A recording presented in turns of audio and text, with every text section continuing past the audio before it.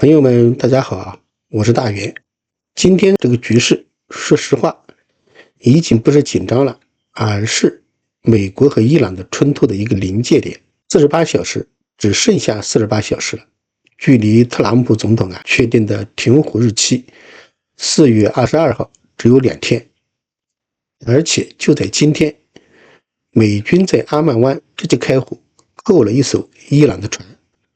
注意，这不是拦截，也不是警告，是直接开火登船控制。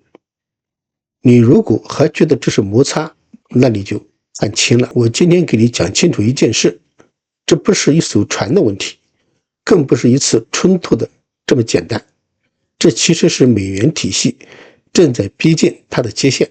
美元体系最后的倔强也许就在这里，霍尔木兹海峡。有些战争是用导弹打的，有些战争是用债务收割的，而现在这2件事正在同时发生。我们先说一下子这个扣船事件，这其实不是执法，而是一次试探。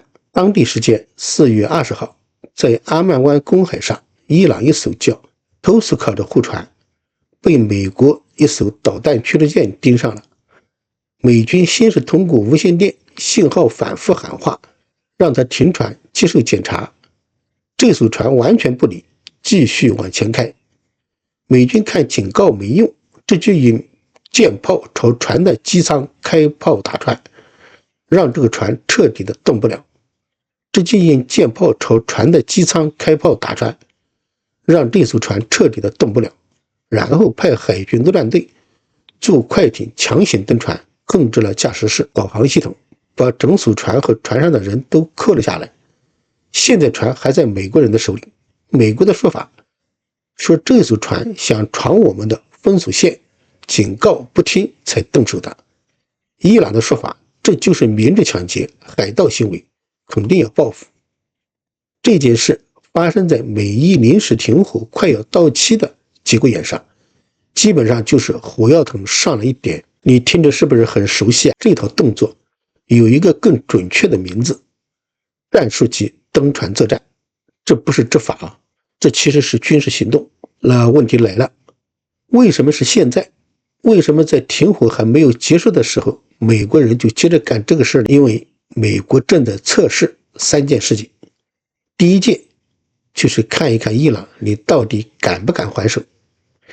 第二件事，全球的航运敢不敢继续走这条航线。第3件事就是油价能不能被推上去，不能失控。听懂了吗？这一枪其实不是在打船，是打给市场看的，也是打给全世界看的。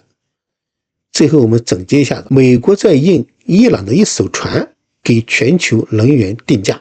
接下来我们看第2个谈判，那其实不是谈判，那只是一个舞台而已。你再看另一边，美国说了什么？美国说我们要谈判，我们的代表团马上就去伊斯兰堡了，时间都已经定好了。听起来是不是觉得很和平啊？但是你再往下一看，同一时间在海上开火扣押油轮，同一时间又要威胁炸伊朗的电厂、炸桥，这叫谈判吗？这叫带着导弹去谈判。那伊朗为什么直接拒绝呢？很多人觉得是强硬，其实不对。我跟你说，本质就是一句话，因为他已经没有谈的空间了。你想想看，他现在的处境，海上被封锁，经济被制裁，军事被威胁，你让他上谈判桌能干什么呢？去签字认输吗？所以伊朗的选择其实很简单，可以谈，但不能跪。而美国他也不是想谈，他要的是一样东西。我已经给过你机会的叙事，为什么？因为一旦开打，他要站在正义的位置。所以你看到所有谈判的消息，本质都是一个东西，战争前的铺垫。那为什么又谈不拢呢？这个核心的问题来了。下来一段也是最关键的。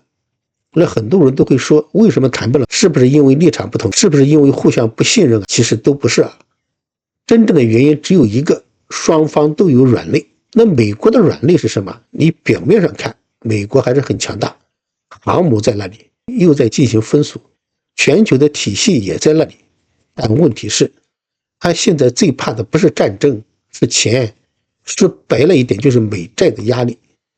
现在的美国有3个矛盾：第一个，需要全球继续买它的美债；第二个就是不能让油价失控，否则通胀爆炸；第三个又必须让油价缓慢的上涨，否则美元回流不够。你发现没有啊？这3件事其实也是相互冲突的。所以他现在在干什么？他在玩一场极限的操作，让局势紧张，让油价上涨，但又不能全面的失控，这就叫可控的冲突。那伊朗的软肋在哪里呢？伊朗很多人觉得它很硬，确实它可以硬，但它也有灭门。第一个就是经济被长期的压制，第二个就是外汇严重的依赖能源出口，第三个就是国内不能示弱。所以它的困境就是可以承受压力，但不能承认失败，否则政权就不稳了。那这个核心的结论，所以你现在就明白了为什么谈不拢。我给你一句话，你记住，因为双方都没有输得起的空间。美国不能输什么？美国最不能输的是美元的体系，伊朗最不能输的就是政权的稳定。所以谈判不是为了达成协议，而是为了拖延时间。很多人看到这里还停留在军事层面，但真正的底层逻辑却是金融，是美债。为什么时间卡在现在？为什么冲突会突然升温？为什么油价又开始剧烈的波动呢？因为一个东西在逼近，债务窗口。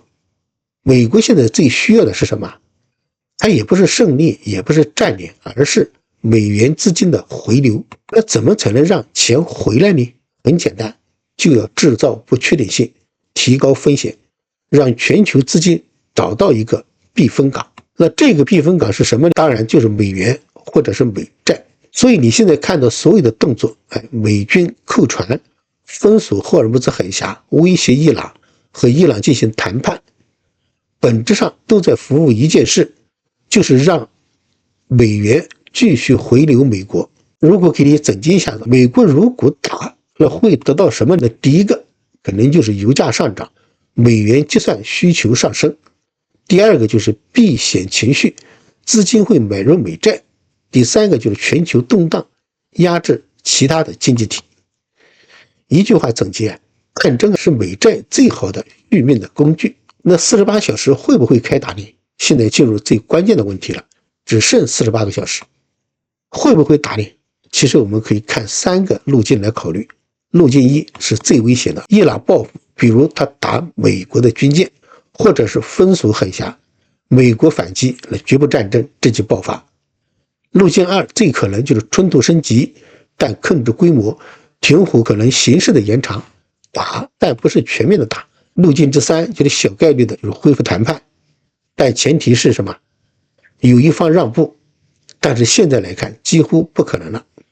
你不用看新闻，你看市场就够了。油价暴涨，航运绕道，保险飙升，这些东西不会说谎。一句话，市场比政客更诚实。很多人现在都盯着地图，盯着航母，盯着导弹，但真正的战场不在那里。真正的战场在2个地方，一个就是什么？霍尔木兹海峡，一个就是在美国的债务表上。你如果只看到了战争，其实你已经输了。因为真正决定输赢的不是谁打赢了一场战役，而是谁能让全世界继续为他买单。最后一句话送你，有一些战争是用导弹打的，有一些战争是用债务收割的，而现在这2种战争正在同时发生。以上今天视频的全部内容，感谢大家订阅大元热点观察，我们下一期再见。